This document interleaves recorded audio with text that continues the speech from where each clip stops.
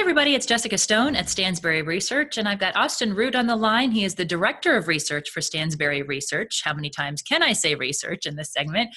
And we want to talk today about why investors, especially right now, need to look for an American moonshot. I think of hearing that word moonshot in the context of the Biden-Obama administration and how they were looking for a cancer moonshot. But what does that mean in the world of investing? Google, if you remember, Google was always talking about their moonshots. Really, the concept is a company that can grow super fast, super long, and blow through the atmosphere and really take you out to take generational wealth.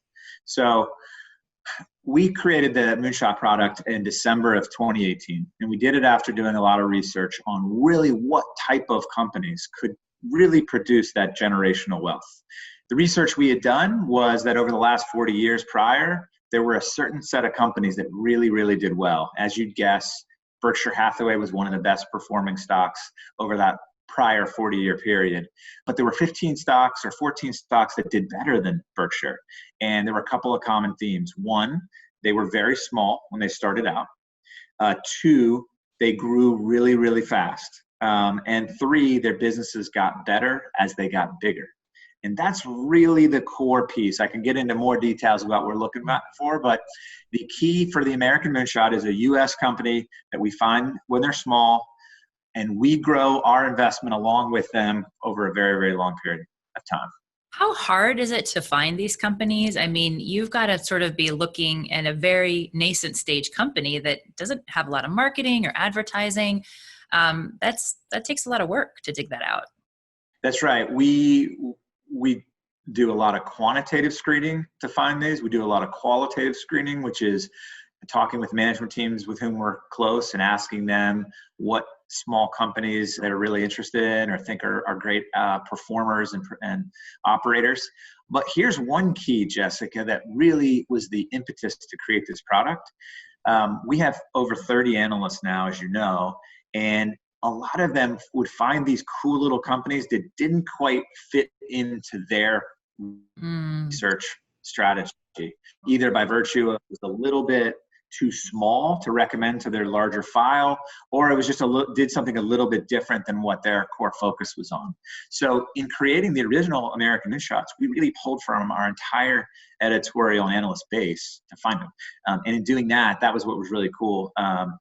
It's not just me. I can't take credit for it. For example, Zymeworks, one of our, I will provide that as a teaser for folks. That's one of our best performing stocks. It's up, well over 200% over the last 18 months. Our biotech expert, John Engel, was the one that found and identified that company. Yeah, there is a real variety of, when you look at things this way, you can really look across the whole spectrum of investments. I'm wondering, everybody right now is very challenged by the pandemic environment. It's obviously had a huge impact on the economy. How challenging is it to find a moonshot in this context? Yeah, it's a great question. We do have companies that are actually performing better as a result of the pandemic. We have a software company that focuses on providing simulation software for the drug industry, for example, that people are doing more work with this company than they were before. But really what we're focused on, because we're focused on the long term, are those businesses that are at least as good when we get through this. We're not really trying to identify that mask maker, that company that's going to do really well in the short term. And we also aren't really that worried about a company that's going to be impaired in the short term, so long as we believe the long-term story is at least as good as we thought it was pre-corona.